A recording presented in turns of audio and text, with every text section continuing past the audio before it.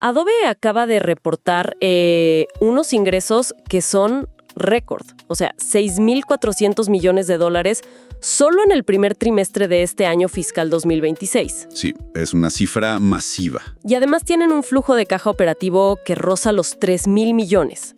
Si miras las métricas financieras puras, bueno, te dicen que están literalmente en la cima del ecosistema tecnológico. Totalmente. Pero luego ves el otro lado de la moneda, ¿no? Exacto, porque Shantanu Narayan, el visionario director ejecutivo de los últimos 18 años, acaba de anunciar su renuncia. Y Wall Street ha borrado casi un tercio del valor de las acciones de la empresa en apenas 6 meses. Es una caída tremenda. Sí. Así que hoy vamos a desarmar este colapso que francamente desafía cualquier lógica. Bienvenidos a un nuevo análisis a fondo. Gracias. Lo fascinante aquí es, esa divergencia brutal. Ajá. Tenemos balances financieros que muestran un imperio corporativo absoluto. Perfecto. Y al mismo tiempo, hay un pánico sostenido en Wall Street que nos indica que la placa tectónica sobre la que se asienta ese imperio se está fracturando rápidamente. Y por eso el tema sobre la mesa de hoy es la situación operativa y estratégica de Adobe al 1 de mayo de 2026. Para quienes nos escuchan, nuestra misión hoy es descifrar esto que vamos a llamar la paradoja de Adobe. Me gusta el término. Sí, y para lograrlo vamos a cruzar datos de un montón de fuentes. Tenemos los reportes de ganancias más recientes, un análisis profundo de la firma Forrester sobre la crisis del software, artículos de CMC Wire, investigaciones de ALM Corp y, claro, testimonios reales de la industria del diseño gráfico. Y es un conjunto de documentos que cuando los superpones, pues revela una historia oculta increíble. Nos muestra cómo la empresa que básicamente monopolizó la creatividad digital global está en este momento luchando por su supervivencia en una era de inteligencia artificial. Bien, vamos a desglosar esto desde el principio. Para entender por qué los inversores reaccionaron con tanto pánico ante la salida del CEO, primero tenemos que entender qué fue lo que él construyó, ¿verdad? Claro, Shantanu Narayan tomó el mando cuando Adobe generaba unos 3.160 millones de dólares al año. Ok. Y deja una maquinaria que hoy genera casi 24.000 millones. O sea, el salto es innegable. ¿Es una locura de crecimiento? Sí, pero el mecanismo detrás de ese salto es lo que explica la crisis de hoy.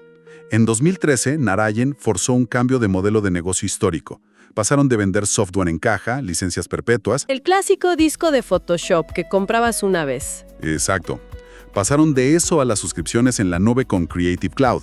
O sea, dejaron de vender una herramienta para empezar a cobrar una renta mensual obligatoria. Construyeron la autopista de peaje más rentable del mundo creativo. Básicamente, cualquier agencia, diseñador o corporación tenía que pagar su cuota mensual solo para poder trabajar. Tal cual. Pero revisando el reporte reciente de Forrester sobre lo que ellos mismos bautizaron como el SaaSpocalipsis, o sea, el colapso del software como servicio, es como si de repente los inversores entraran en pánico porque creen que los autos voladores de la IA harán que esas carreteras de peaje sean obsoletas. Esa es una gran analogía. El reporte de Forrester detalla que, en febrero de este año, $1 billón, o sea, $1 trillion en inglés, de capitalización de mercado se esfumó del sector SaaS en una sola semana. ¡Wow! Y esto pasa porque el modelo de Adobe depende de cobrar por usuario, por asiento. O sea, cobran una licencia por cada humano sentado frente a una computadora usando Premiere o Illustrator. Claro, el modelo de asientos. Pero los inversores temen que los nuevos agentes de IA van a reemplazar esos flujos de trabajo tradicionales. Si un agente de IA hace el trabajo de 5 operadores humanos, el modelo de cobro por asiento colapsa. Pero espera, aquí hay algo que me hace ruido. Los ingresos recurrentes de Adobe que están enfocados en inteligencia artificial casi se triplicaron este año. Sí, es cierto. Entonces, si Adobe parece estar ganando la carrera de la IA vendiendo estas herramientas, ¿por qué el mercado reacciona como si fuera el fin del mundo? Bueno, porque Forrester lo analiza muy bien. Si bien las empresas grandes como Adobe van a sobrevivir pivotando a ser primero en IA, existe un riesgo real de desintermediación. Desintermediación. A ver, explícame eso. Sí, o sea, si los agentes de IA hacen todo el trabajo pesado, ¿quién necesita pagar por docenas de aplicaciones súper complejas? Las empresas quieren pagar por resultados, no por la herramienta. Ah, claro. Y justo en medio de este temor, Narayan anuncia que pasa a ser presidente de la Junta. Empiezan a sonar nombres como David Wadhwani, Dan Duran, Anil Chakrabarti para sucederlo. Y no olvidemos el detalle de que Narayan vendió más de $18 millones en acciones justo antes de anunciar la transición. Exacto. Aunque oficialmente es, digamos, una planificación fiscal normal para estos ejecutivos, en Wall Street cualquier movimiento así se lee con extremo pánico.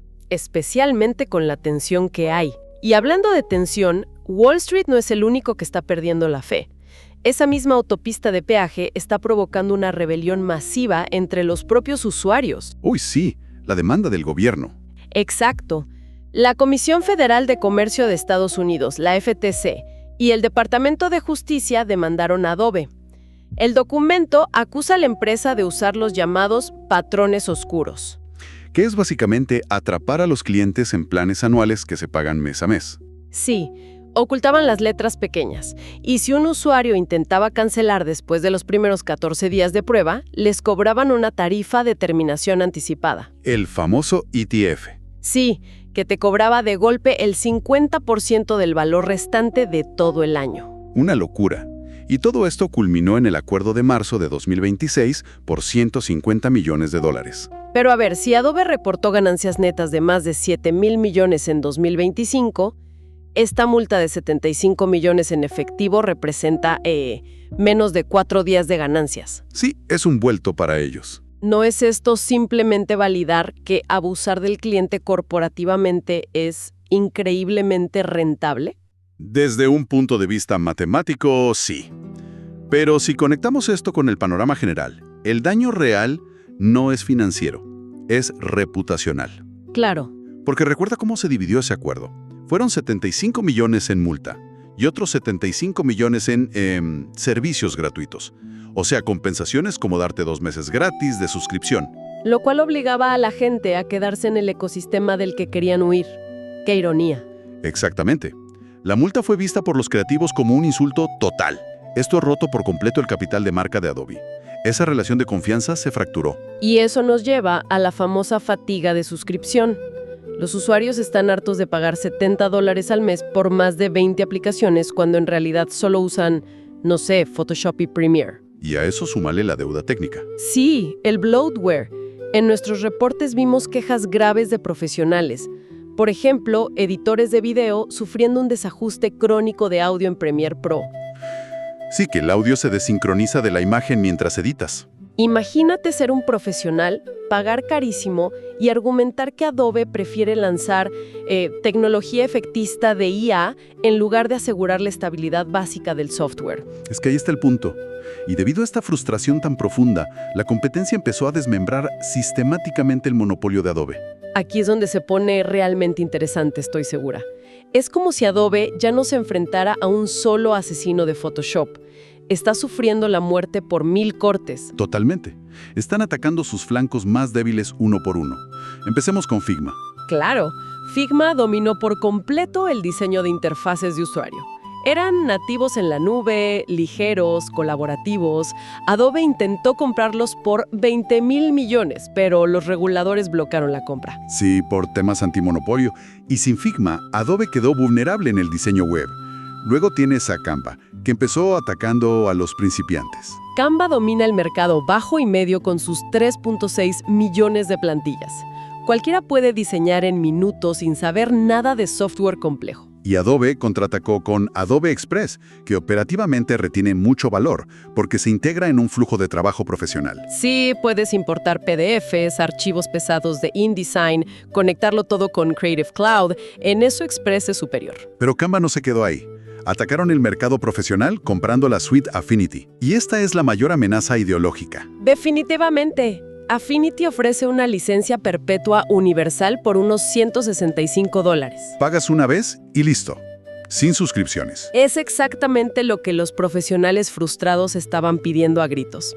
Y encima, los reportes destacan algo llamado Studio Link. ¿Cómo funciona mecánicamente esto en comparación con Adobe? Bueno, en Adobe, si estás en InDesign y necesitas editar una foto, tienes que abrir Photoshop por separado. Consume muchísima memoria y tiempo.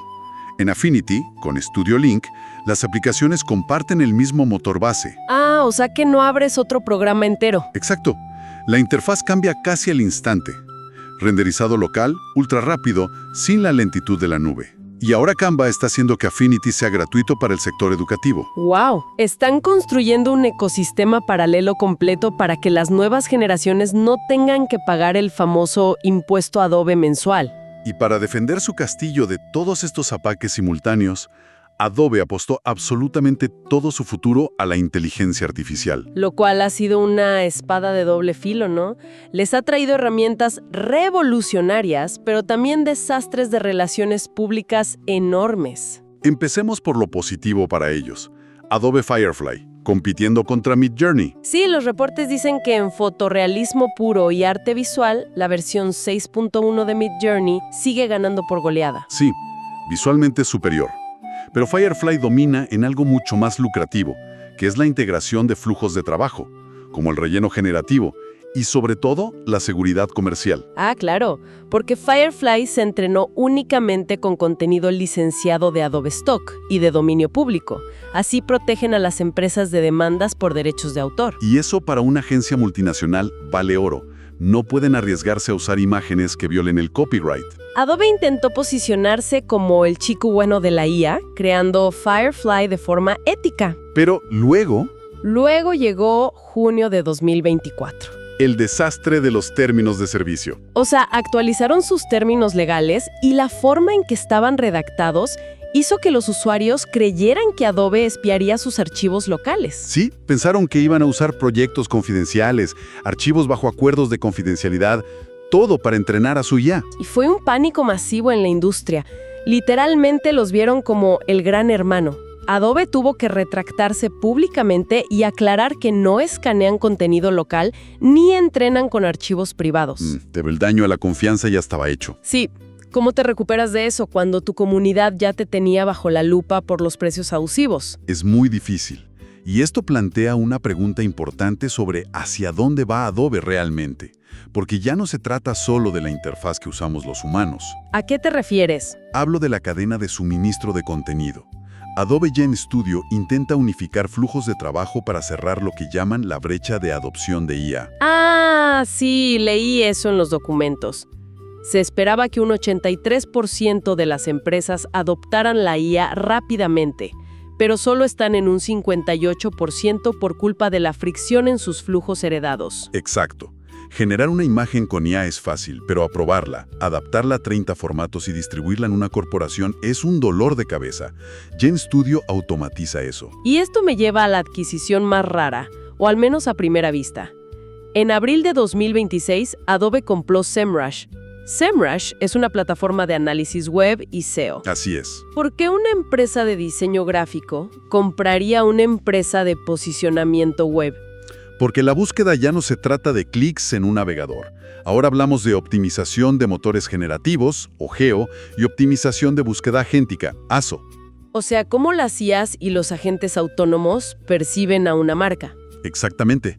Cuando un agente autónomo de otra empresa busca un proveedor o un activo, no mira banners bonitos, lee metadatos.